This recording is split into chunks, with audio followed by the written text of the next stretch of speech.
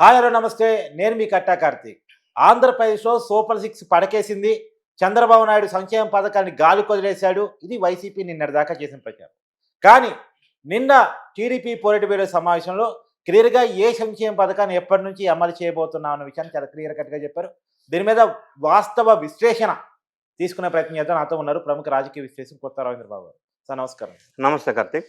Sir, ఆ అమ్మ ఒడి నుంచి మొదలుపెడితే ఏదైతే ఇతర పథకాలు ఏదైతే ఉన్నాయో, ఆ పథకాల మీద ఒక క్యాలెండర్ రిలీజ్ చేసినట్టు, ఎప్పటినుంచి ఏ రకంగా ఆ పథకాలు అమలు చేయాలని ఒక క్లారిటీకి చంద్రబాబు సర్కార్ వచ్చినట్టు తెలుస్తా ఉంది. నిన్న పొలిట్ బ్యూరో కూడా దీని మీద చర్చించినట్టు తెలుస్తా ఉంది. ఏంటి వాస్తవం? ఒకవైపు వైసీపీ సంక్షేమ పథకాలకి తిరోధకాలు ఇచ్చారు, సూపర్ 6 అమలు చేయబోట్లేదు, అప్పుడే కారణాలు ఎత్తుకున్నాడు చంద్రబాబు అని వాళ్ళ ప్రచారం వారు చేస్తూ ఉన్నారు. వీళ్ళేమో స్టార్ట్ చేయబోతున్నామని వీళ్ళు చెప్తా ఉన్నారు. అసలు వీటిలో ఏది వాస్తవం? ఈరోజు ఆంధ్ర రాష్ట్రంలో వైఎస్ఆర్ కాంగ్రెస్ పార్టీ వాళ్ళు చేస్తున్న బ్లేమ్ గేమ్‌లో నిజమెంత అనేది కొన్ని విషయాలను మనం నిష్పక్షపాతంగా విశ్లేషణ చేద్దాం. వాళ్ళు చేస్తున్న బ్లేమ్ ఏంటంటే, చంద్రబాబు నాయుడు గారు సూపర్ 6 పథకాలు అమలు చేయటం లేదు, ఇంకా పెండింగ్ ఉన్నాయి, అమలు చెయ్యరు అనేది ఒక బ్లేమ్. రెండో బ్లేమ్ ఏం చేస్తున్నారంటే, ఆయన ప్రామిసెస్ అన్ని ఫుల్‌ఫిల్ ఎప్పుడూ చేయరు, ఇప్పుడు కూడా చేయరు, గ్యారంటీ లేదని చెప్తున్నారు. ఇది నిజమైతే నేను లాజిక్ మాట్లాడతా. ఇదే నిజమైతే మరి ఈరోజు వైఎస్ఆర్ కాంగ్రెస్ పార్టీకి సంబంధించిన నేతలు కానీ, గతంలో పనిచేసిన మాజీ మంత్రివర్యులు కానీ, కింద స్థాయిలో ఉన్న కార్పొరేటర్ స్థాయి నాయకులు కానీ ఏ పార్టీ వైపు చూస్తూ వెళ్ళిపోతా ఉన్నారు రిజైన్ చేసి? ఎంపీ స్థాయి దగ్గర నుంచి, మాజీ మంత్రుల దగ్గర నుంచి, మాజీ ఎమ్మెల్యేల దగ్గర నుంచి, ఎంపీటీసీలు, జడ్పీటీసీలు, సర్పంచులు ఏ పార్టీ వాళ్ళు డోర్ ఓపెన్ చేస్తే ఆ పార్టీలోకి స్పీడ్గా జంప్ చేసుకుంటూ వెళ్తున్నారు. ఇంకా చాలా మందికి అవకాశాలు లేక డోర్లు ఓపెన్ చేయగానే లేకపోతే చాలా మంది డోర్లు కొన్ని లాక్ ఉండటం వల్ల డోర్ దగ్గర వెయిట్ చేస్తున్న సందర్భం. ఈ పేర్లు ప్రస్తావించుకుంటే మనకి మీరు ఇచ్చిన టైం సరిపోదు కాబట్టి నేను పేర్లు జోలికి వెళ్ళటంలా. ఈ విధంగా పరిగెత్తుకుంటూ వెళ్తున్న సందర్భంలో నేను మీరు అడిగిన పాయింట్కి వస్తా. ఇప్పుడు నిన్న తెలుగుదేశం పార్టీ పార్లమెంటరీ పార్టీ సమావేశం పొలిట్ బ్యూరో జరిగింది. పొలిట్ బ్యూరోలో జరిగిన కొన్ని విషయాల్లో ఒక పాయింట్ ఏమొచ్చిందంటే డిస్కషన్కి, వైఎస్ఆర్ కాంగ్రెస్ పార్టీ నుంచి మరీ ముఖ్యంగా గతంలో విచ్చలవిడిగా నోరు అదుపులో లేకుండా ఇప్పుడున్న ఎన్డీఏ ప్రభుత్వంలో ఉన్న చంద్రబాబు నాయుడు గారు కానీ, పవన్ కళ్యాణ్ కానీ అందరినీ విపరీతంగా దూషించి, విమర్శించి, బూతులు తిట్టిన మాజీ మంత్రివర్యులు, మాజీ ఎమ్మెల్యేలు ఏ పార్టీకి పడితే ఆ పార్టీలు వెళ్ళటానికి దూకుతున్న సందర్భంలో నిన్న వీళ్ళంతా కలిసి ఒక నిర్ణయం ఏం తీసుకున్నారంటే, దీనికి ఒక కమిటీ ఏర్పాటు చేసి, ఈ ఎన్డీఏ కూటమిలో ఉన్న 3 పార్టీల్లో ఇటువంటి నొటోరియస్ పీపుల్ కనుక వస్తే మనం ఆలోచన చేసి నిర్ణయం తీసుకుందాం అనే స్థాయికి ఒకటి వచ్చింది. ఒకరితో ఒకరు సంప్రదింపులు చేసిన తర్వాత లేకపోతే ఏమవుతుందంటే ఎన్డీఏని కొంత ఇబ్బందికరమైన పరిస్థితుల్లో ఎదుర్కొంటారు. ఇటువంటి వాళ్ళని తీసుకోవడం వల్ల ఎన్డీఏ గవర్నమెంట్కి ప్రజల్లో నెగిటివిటీ వస్తుంది. అదొక నిర్ణయం తీసుకున్నారు. రెండో ముఖ్యమైన నిర్ణయం, మరీ ముఖ్యంగా చెప్పవలసి వస్తే, ఇప్పుడు వైఎస్ఆర్ కాంగ్రెస్ పార్టీ వాళ్ళు చేసిన భూదందాలు కానీ, అక్రమ సంపాదన కానీ, స్కామ్స్ కానీ రోజుకొకటి బయటకు వస్తూ ఉంది.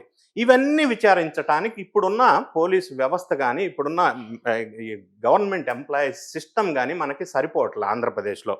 ఇప్పుడు వీళ్ళు ఒక నిర్ణయం ఏం తీసుకున్నారంటే, దీంతో పాటుగా గతంలో వైఎస్ఆర్ కాంగ్రెస్ పార్టీ పరిపాలించిన సందర్భంలో తెలుగుదేశం పార్టీ ఎన్డీఏ కూటమికి సంబంధించిన ప్రధాన అనుచరుల్ని ఇష్టం వచ్చినట్టుగా టార్చర్ పెట్టి, కస్టోడియల్ టార్చర్ చేసి, అక్రమ కేసులు పెట్టి, బనాయించి, సతాయించి, కార్యకర్తలను లేకుండా విలేజ్ స్థాయిలో రూపుమాపాలని చెప్పి అందరి మీద కేసులు పెట్టిన సందర్భం ఒకటి చూసాం.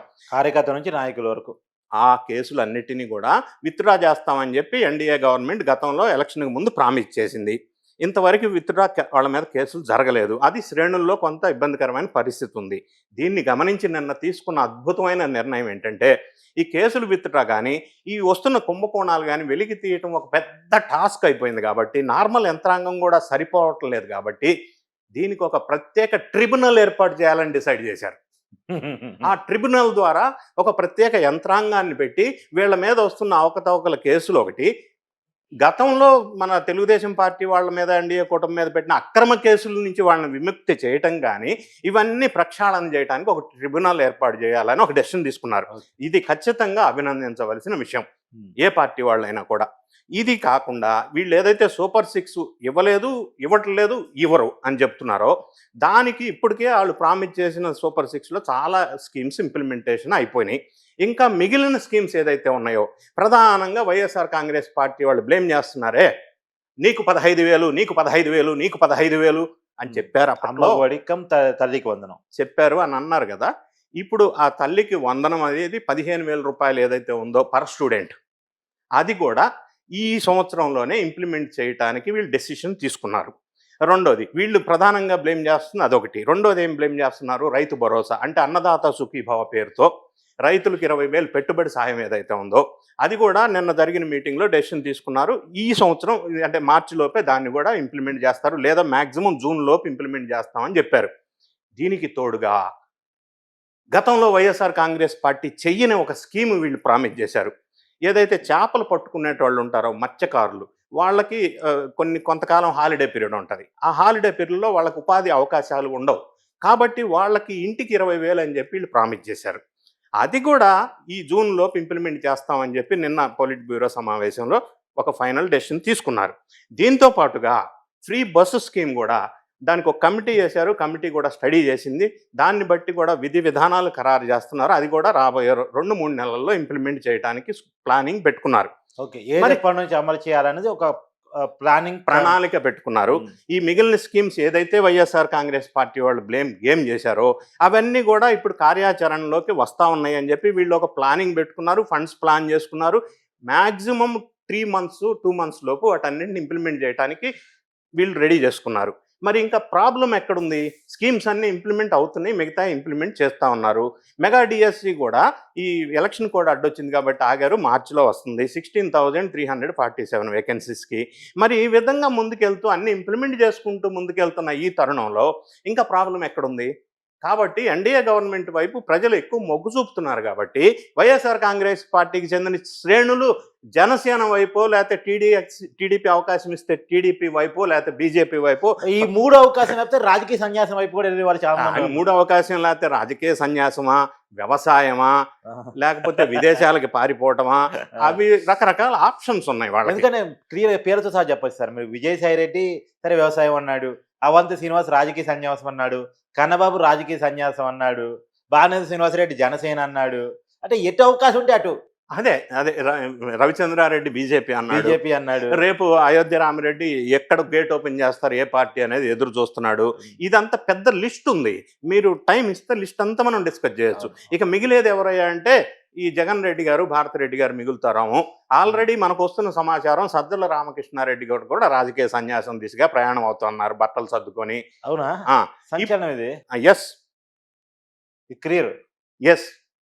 అందుకే ఆయన మీరు గమనించినట్టయితే పార్టీలో నెంబర్ 2గా సార్ మీరు గమనించినట్టయితే గడిచిన 4 నెలలుగా ఆయన ఎక్కడన్నా చప్పుడు ఉందా, వాయిస్ ఉందా? మరి ఎవ్రీడే ప్రెస్ మీట్లు పెట్టి చెప్పే పెద్ద మనిషి కదా. సో అందరి పరిస్థితి అదే విధంగా ఉంది. ఒకరు కాస్త ముందు వెనక అంతే. అందరూ బయటికి వెళ్ళిన తర్వాత మిగిలేది ఎవరు అక్కడ? జగన్ గారు. దీనికి నిదర్శనం ఏంటి? ఎన్డీఏ గవర్నమెంట్ పెర్ఫార్మెన్స్ గ్రోత్ బాగుంది, ప్రజల్లో ఆదరణ బాగుంది అనేది వాస్తవం. ఈ పరిణామాలను గమనిస్తే మనకు అర్థమవుతుంది, అది ప్రజలకు కూడా అర్థమవుతుంది అదే కదా. ఇది దీని మీద నిష్పక్షపాతమైన విశ్లేషణ.